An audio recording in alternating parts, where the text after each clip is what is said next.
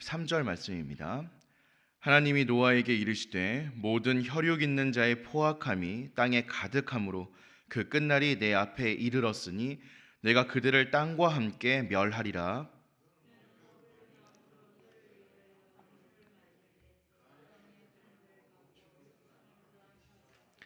내가 만들 방주는 이러하니 그 길이는 300규빗, 너비는 50규빗, 높이는 30규빗이라.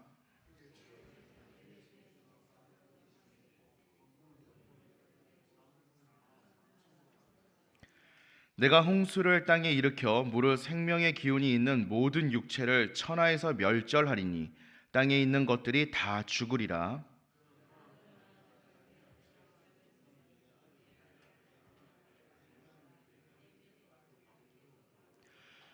혈육 있는 모든 생물을 너는 각기 암소 한 쌍씩 방주로 이끌어들여 너와 함께 생명을 보존하게 하되,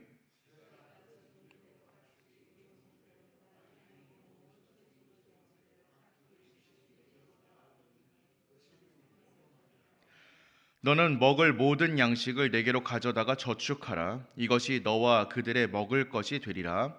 노아가 그와 같이 하여 하나님이 자기에게 명하신 대로 다 준행하였더라. 아멘. 오늘까지 이어지는 말씀으로 계속해서 하나님께서는 이 세상의 타락을 지적하고 계십니다. 그리고 그 타락을 미워하시는 모습을 보이시면서 이 심판과 멸망을 선언하기도 하시지만, 동시에 그 심판에서 벗어날 수 있는, 이 살아남을 수 있는 방편인 방주를 허락하기도 하십니다. 그리고 또 노아와 새롭게 언약을 맺는 장면도 오늘 말씀에서 발견할 수 있습니다. 오늘 우리가 함께 읽은 본문은 그렇게 하나님의 마음을 읽을 수 있는, 그 마음이 담겨 있는 이야기입니다. 이 땅에서 우리의 생명이 연장될 수 있는 것, 우리가 살아갈 수 있는 것은 모두 하나님의 은혜인 줄로 믿습니다.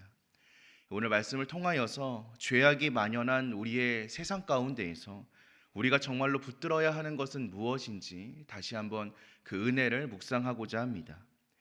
오늘 우리가 함께 읽었던 이 말씀은 하나님의 심판으로 시작하고 있습니다. 13절인데요.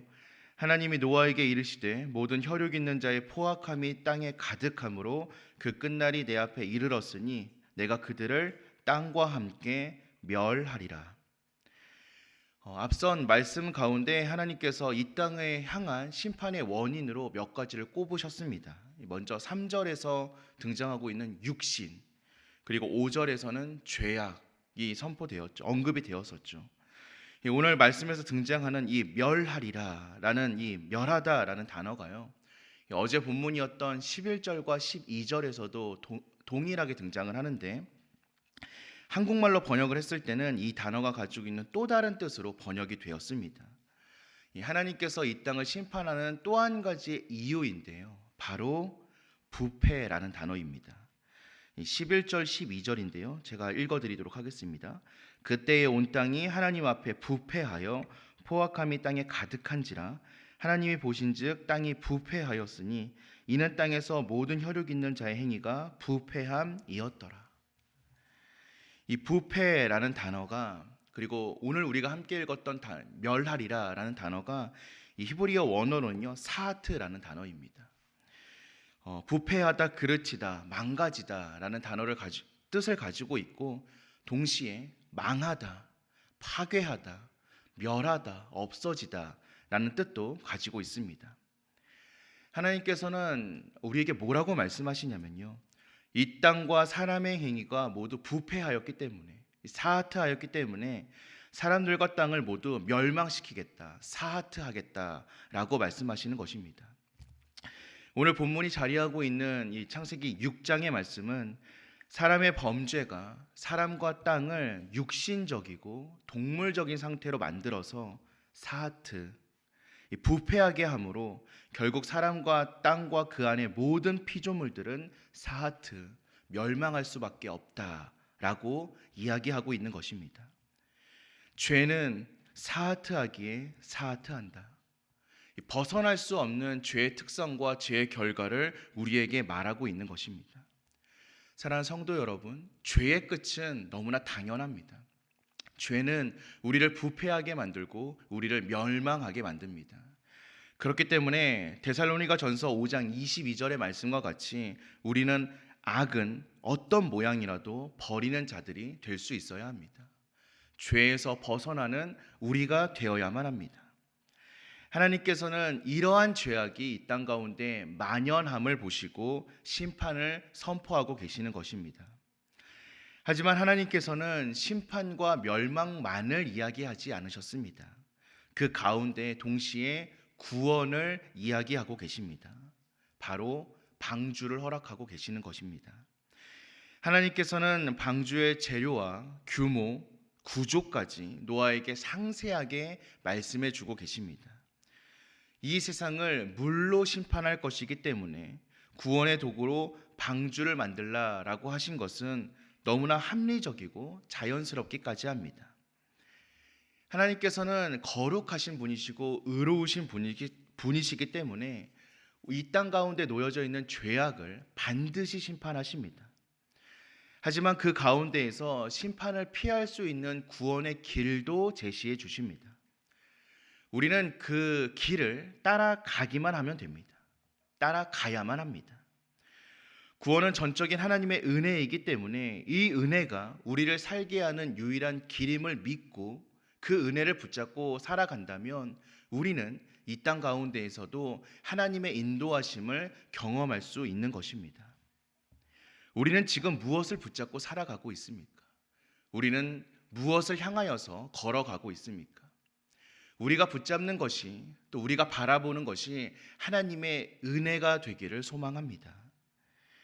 하나님께서는 노아에게 언약을 또 말씀하십니다. 오늘 우리가 함께 읽었던 18절의 말씀인데요. 너와는 내가 내 언약을 세우리니. 하나님의 실질적인 언약은 뒤에 등장하는 창세기 9장에서 좀 더 자세하게 기록되지만 오늘은 그 언약의 예고가 주어지고 있습니다. 이 언약은 하나님께서 허락하여 주신 이 방주와 함께 구원과 이 땅에서의 삶의 보존의 수단이 되어주고 있습니다. 그런데 그저 하나님의 언약만으로 노아가 살아갈 수는 없습니다. 노아가 해야만 하는 일이 있었습니다. 그것이 무엇이었냐면 그 이후에 등장하는 말씀, 특별히 21절의 말씀을 저는 좀 집중하고 싶습니다. 너는 먹을 모든 양식을 내게로 가져다가 저축하라. 이것이 너와 그들의 먹을 것이 되리라. 하나님의 은혜에는 우리의 믿음과 우리의 반응이 뒤따라야 한다라는 것입니다. 근원적으로 하나님의 은혜가 없다면 우리는 이 땅 가운데에서 구원받을 길이 없습니다. 이것은 당연합니다. 사실입니다. 그런 점에서 구원은 전적인 하나님의 주권과 은혜로 말미암는 것입니다. 이것은 더 이상 뭐라고 얘기할 수 없는 당연한 진리이죠. 하지만 또 다른 측면에서는요, 우리의 반응이 필요하다라는 것입니다. 예수님께서 십자가에서 죽으시고 부활하심으로 우리를 구원하시고 우리를 하나님께로 나아갈 수 있는 길을 열어주셨지만 사람이 끝까지 예수님을 믿지 않는다면 결코 그 구원의 길로 나아갈 수 없습니다. 하나님께서 노아에게 방주를 허락하시고 살 수 있는 길을 알려주셨지만 노아가 방주를 만들지 않는다든지 그 가족이 방주 안으로 들어가지 않는다면 노아의 말을 믿지 않았던 모든 수많은 사람들과 같이 노아의 가족 역시 홍수에 휩쓸려 죽고 말았을 것입니다. 또 오늘 하나님께서 말씀하시는 이 말씀을 듣지 아니하고 양식을 저축하지 않는다면 그 가족들이 방주 안으로 들어간다 할지라도 그 안에서 오래 버티지 못했을 것입니다. 그런 점에서 구원의 역사에는 하나님의 은혜와 우리의 반응인 믿음이 어우러진다라는 사실을 우리는 기억할 수 있어야 합니다. 우리가 함께 읽은 말씀의 마지막 구절인 22절인데요. 노아가 그와 같이 하여 하나님이 자기에게 명하신 대로 다 준행하였더라. 또 우리가 함께 읽지는 않았지만 오늘 묵상의 본문이었던 7장 5절의 말씀인데요. 그 마지막 구절 5절 말씀 역시 노아가 여호와께서 자기에게 명하신 대로 다 준행하였더라 라고 말하고 있습니다. 사랑하는 성도 여러분, 이것이 바로 구원받은 하나님의 백성이 가져야 하는 마땅한 삶의 모습인 줄로 믿습니다. 하나님께서 명하신 대로 다 준행하였더라. 그 말씀에 순종하며 그 말씀을 따라 사는 것이 우리가 보여야 하는 참된 믿음의 모습인 줄로 믿습니다.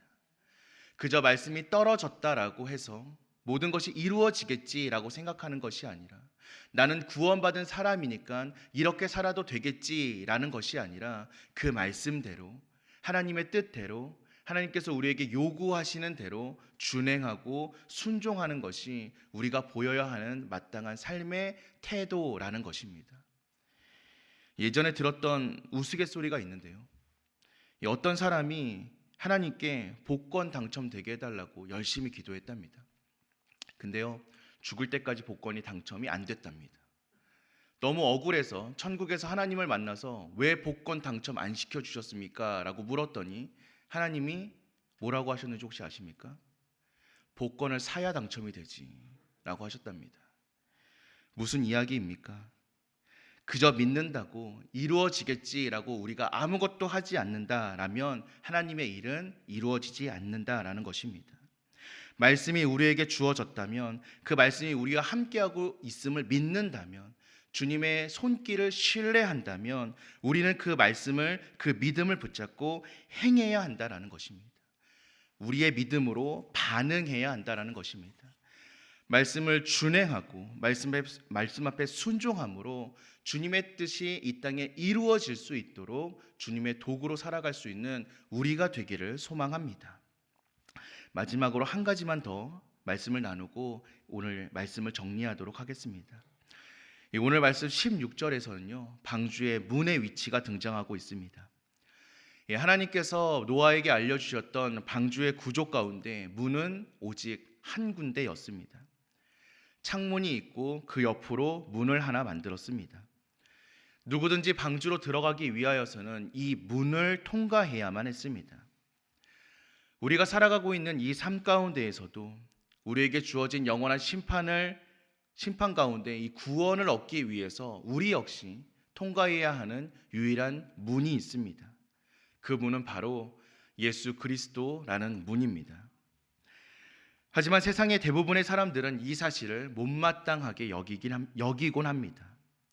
예수 그리스도만이 유일한 구원의 길이라고 말하는 우리가 이기적이다라고 비판하고 비난하고 배척하기도 합니다. 하지만 성경은 다른 이름으로 구원받을 수 없음을 분명하게 선포하고 있습니다. 하나님께서는 우리에게 구원의 다른 이름을 주신 적이 없습니다. 하나님 나라의 백성이 되는 길은 하나님의 법으로 정하는 것이 당연합니다.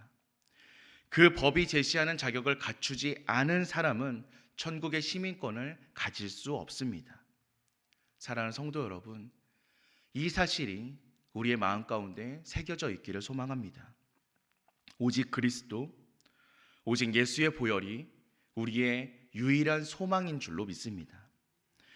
우리가 하나님의 말씀에 순종할 수 있는 이유도, 우리가 하나님의 주권적인 은혜와 역사에 믿음으로 반응할 수 있는 근거도 오직 그리스도 안에 있는 줄로 믿습니다. 오늘 하루 이 그리스도의 이름을 붙잡고 살아가는 저와 여러분 되시길 소망합니다. 그 이름을 붙잡음으로 말미암아 하나님의 말씀과 하나님의 은혜와 하나님의 역사 앞에 철저하게 순종하며 반응하는 저와 여러분들 되시기를 기도합니다. 이 세상은 구원의 은혜를 거절하는 사람이 너무나 많이 있습니다. 우리 가운데는 그런 어리석음이 있지 않기를 소망합니다. 그 은혜를 붙잡고 세상 가운데 그 은혜를 모르는 자들에게 그 사랑을 전하는 것까지 나아가는 저와 여러분 되시기를 소망합니다. 특별히 우리가 지난달 품은 태신자들을 붙잡고 오늘 하루를 보낼 수 있는 저와 여러분들 되시길 소망합니다. 또 6월에 다가오는 이 태신자를 위한 기도로 담대히 나아갈 수 있는 우리가 되기를 소망합니다. 하나님의 은혜가, 하나님의 복음이 이 땅 가운데에 선포될 수 있기를, 그 은혜와 그 복음을 거부하는 그 사람들의 마음을 두드릴 수 있는 우리가 될 수 있기를, 그래서 우리가 통과한 그 예수 그리스도라는 문을 함께 나아가서 주님께서 우리에게 허락하신 그 방주에 함께 몸을 담을 수 있는 저와 여러분 되시기를, 우리의 옆자리에 우리의 태신자가, 우리 사랑하는 그 자들이, 이 세상에 주님의 은혜를 알지 못하는 그 자들이 함께 할 수 있기를 우리가 기도로 함께 나아가는 이 오늘 하루가 되기를 소망합니다. 또 그런 우리의 삶이 되기를 소망합니다. 오늘 하루 그렇게 하나님의 은혜가 우리의 삶에 가득하기를, 그리고 그 은혜에 반응함으로 기도함이 우리 가운데 충만하기를 주님의 이름으로 간절히 기도하겠습니다. 우리 함께 기도하겠습니다.